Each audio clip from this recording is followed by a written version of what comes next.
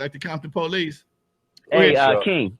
Yeah, I have a question. A little known song that's such a great song, and I wish it blew up more. But you, Yo-Yo, MC8, Cypress Hill, Lynch Mob, Cam, Threat, Ice Cube, and DJ Pooh, released a song called "Get the Fist." Yeah. It was released during the time of the Rodney King situation and the LA riots. Can you take us back to recording that song and then kind of give us parlay into your remembrance of the riots and that time? Well, Get the Fist was mainly put together by DJ Pooh. He, I think it was one of the first singles that he put out on his own label called The Bomb Records. He just got a label deal with Mercury Records, and we produced it together with a couple of other producers, and it was a lot going on. The Rodney King situation, the riots all around. And it was just like working on All in the Same Game. We got everybody together and got them in the studio, and we kind of tailored different beats to each rapper. You know what I'm saying? It was cool. It was fun to work on with Pooh. You know what I'm saying? A lot of people got down on that. It was a fly record. And then we shot the video.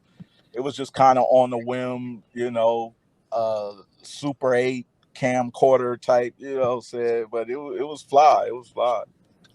You still talk to Pooh? Yeah. Yep. You know, Pooh's still doing this thing. He's a big movie director now. He's big time. But I need to holler. Out there. He up there. I think he was working with Snoop and Dre, and you know. We'll probably be working together again real soon. That'll be a good thing, Doc. That'll be a real good thing. Always been a good brother, man. You know, and that's kind of funny for me, man, because I knew most of y'all before y'all blew up. You know what I'm saying? Yeah. You got a relationship with people, and you see them in a stage persona, like that's the coolest motherfucker in the world. Here's something funny for me, and I just think about it. Okay. Most cats know me telling jokes and kicking it and shit like that. But in the movie, they made me have to be the bad guy.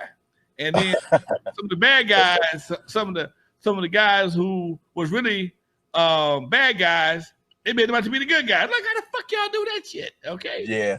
Anyway, I go to show you never. You can't go by. You've always been cool with me, Lonzo. You know what I'm saying? I didn't like how they did you in that movie, man. You know what I'm saying? You know what though? Like I tell everybody, man. That right there, the way they twisted me up, it may not have been a good look for the screen, but it's changed my life completely because I do colleges and high schools and speaking engagements, and you know that locked me in to a era that people won't forget. No doubt. Yeah. Doubt. Hey, King, what do you remember about meeting Lonzo and working with Lonzo back in the day? Take me back to when you met him. I think I met Lonzo rolling with Roger because I couldn't. It was hard to go, over to the Eve After Dark. You know, I lived on the other side of things. But I can't really. I'm trying to remember.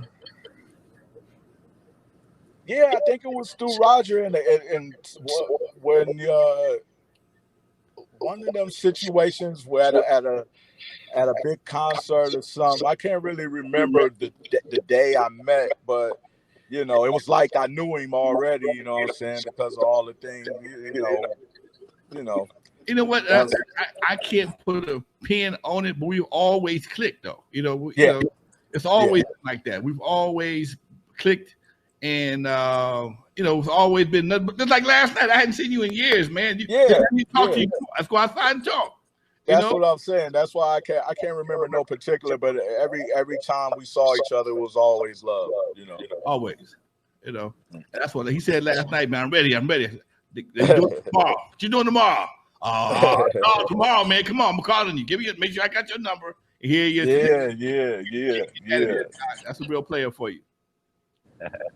Hey, King T, Easy Steve wants to know if you have any Eazy E or N.W.A stories. Oh shit! Well, I mean, you know, me and Eazy was been friends a long time. We and Dre and we always used to go over to eat when he stayed in Kelly Park over in Compton. We always used to meet up over at his mom's house in the backyard and work on mixtapes. We used to put these mixtapes together and they would go sell them at the Rhodium. You know, crazy mega mixtapes. You remember them, Lonzo? Yeah, hell yeah. You know, that was always fun. You know, and that's where we would end up in that backyard every weekend, you know, with Yella and all them. So that was fun, you know. But no, not really, no crazy stories, you know. I mean, me and E was just like, I mean, we both lived in Compton, and I just used to shoot through there all the time, or we see each other in the street, low riding or whatever. It was just a normal little friendship, you know. And before the music, before the money, and that's the part people don't understand. A lot of us have relationships long before we got famous.